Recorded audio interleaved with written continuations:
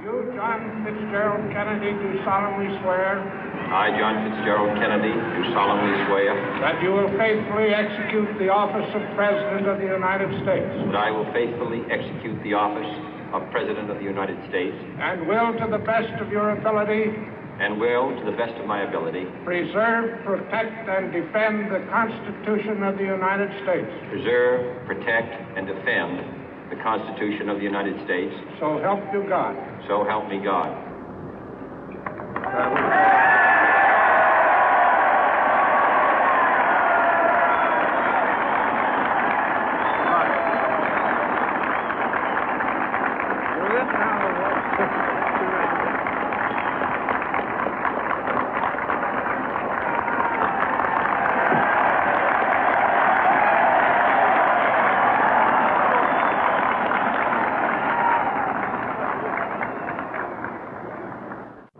Vice President Johnson, Mr. Speaker, Mr. Chief Justice, President Eisenhower, Vice President Nixon, President Truman, Reverend clergy, fellow citizens. We observe today not a victory of party, but a celebration of freedom, symbolizing an end as well as a beginning, signifying renewal as well as change. For I have sworn before you and Almighty God the same solemn oath our forebears prescribed nearly a century and 3/4 ago. The world is very different now, for man holds in his mortal hands the power to abolish all forms of human poverty and all forms of human life. And yet the same revolutionary beliefs for which our forebears fought are still at issue around the globe. The belief that the rights of man come not from the generosity of the state, but from the hand of God. We dare not forget today that we are the heirs of that first revolution. Let the word go forth from this time and place to friend and foe alike that the torch has been passed to a new generation of Americans born in this century, tempered by war, disciplined by a hard and bitter peace, proud of our ancient heritage, and unwilling to witness or permit the slow undoing of those human rights to which this nation has always been committed and to which we are committed today at home and around the world.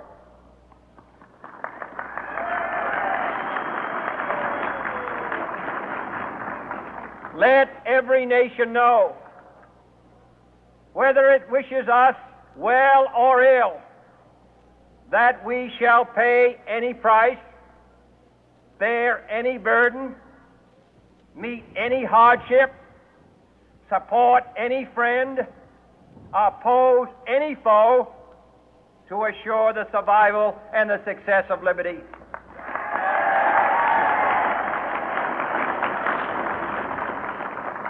This much we pledge and more. To those old allies whose cultural and spiritual origins we share, we pledge the loyalty of faithful friends.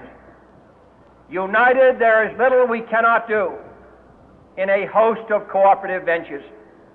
Divided, there is little we can do, for we dare not meet a powerful challenge at odds and split asunder.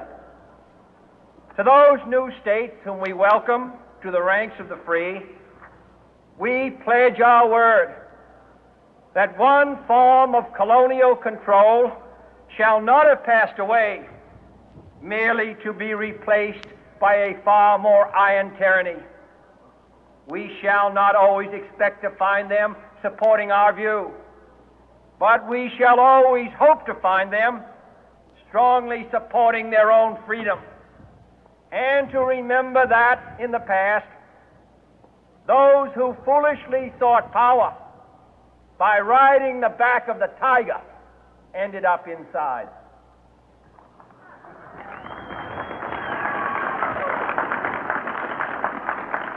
To those people in the huts and villages of half the globe struggling to break the bonds of mass misery, we pledge our best efforts to help them help themselves for whatever period is required, not because the communists may be doing it, not because we seek their votes, but because it is right.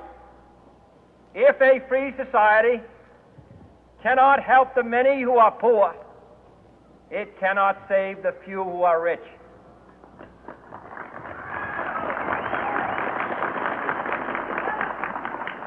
To our sister republics south of our border, we offer a special pledge to convert our good words into good deeds, in a new alliance for progress, to assist free men and free governments in casting off the chains of poverty. But this peaceful revolution of hope cannot become the prey of hostile powers. Let all our neighbors know that we shall join with them to oppose aggression or subversion anywhere in the Americas. And let every other power know that this hemisphere intends to remain the master of its own house.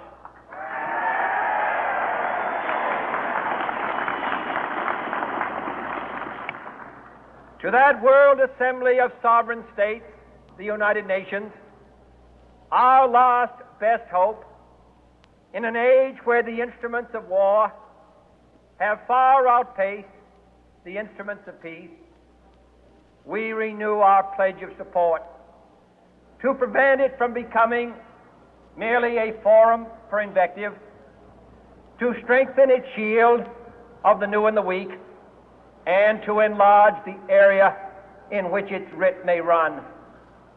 Finally, to those nations who would make themselves our adversary, we offer not a pledge, but a request that both sides begin anew the quest for peace. Before the dark powers of destruction, unleashed by science, engulf all humanity in planned or accidental self-destruction, we dare not tempt them with weakness, for only when our arms are sufficient beyond doubt can we be certain beyond doubt that they will never be employed. But neither can two great and powerful groups of nations take comfort from our present course, both sides overburdened by the cost of modern weapons, both rightly alarmed by the steady spread of the deadly atom, yet both racing to alter that uncertain balance of terror that stays the hand of mankind's final war. So let us begin anew, remembering on both sides that civility is not a sign of weakness, and sincerity is always subject to proof. Let us never negotiate out of fear, but let us never fear to negotiate.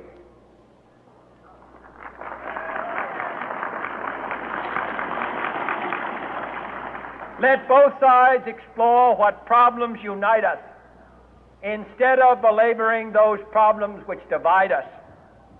Let both sides, for the first time, formulate serious and precise proposals for the inspection and control of arms, and bring the absolute power to destroy other nations under the absolute control of all nations.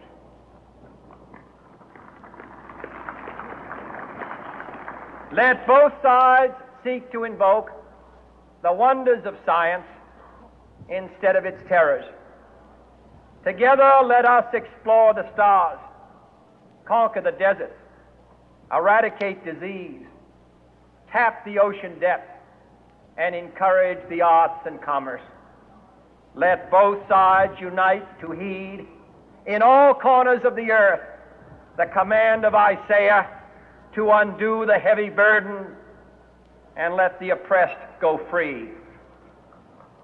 And if a beachhead of cooperation may push back the jungle of suspicion, let both sides join in creating a new endeavor, not a new balance of power, but a new world of law, where the strong are just and the weak secure and the peace preserved. All this will not be finished in the first 100 days, nor will it be finished in the first 1,000 days, nor in the life of this administration, nor even perhaps in our lifetime on this planet. But let us begin.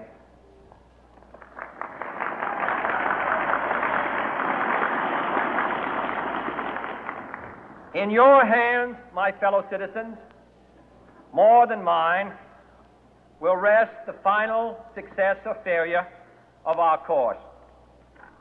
Since this country was founded, each generation of Americans has been summoned to give testimony to its national loyalty.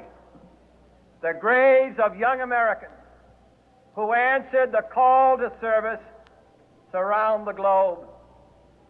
Now the trumpet summons us again, not as a call to bear arms, though arms we need, not as a call to battle, though in battle we are, but a call to bear the burden of a long twilight struggle, year in and year out, rejoicing in hope, patient in tribulation, a struggle against the common enemies of man, tyranny, poverty, disease, and war itself.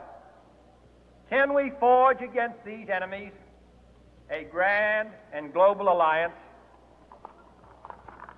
north and south, east and west, that can assure a more fruitful life for all mankind? Will you join in that historic effort?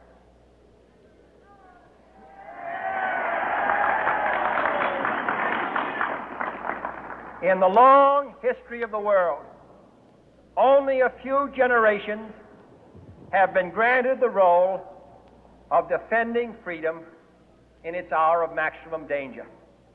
I do not shrink from this responsibility. I welcome it.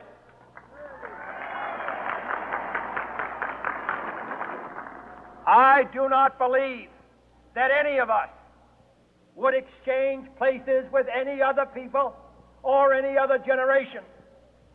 The energy, the faith, the devotion which we bring to this endeavor will light our country and all who serve it. And the glow from that fire can truly light the world. And so, my fellow Americans, ask not what your country can do for you, ask what you can do for your country.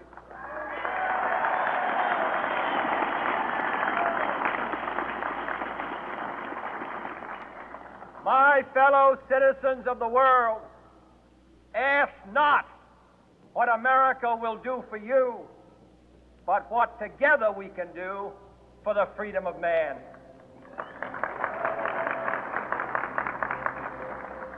Finally, whether you are citizens of America or citizens of the world, ask of us here the same high standards of strength and sacrifice which we ask of you. With a good conscience, our only sure reward, with history the final judge of our deeds, let us go forth to lead the land we love, asking His blessing and His help, but knowing that here on earth God's work must truly be our own.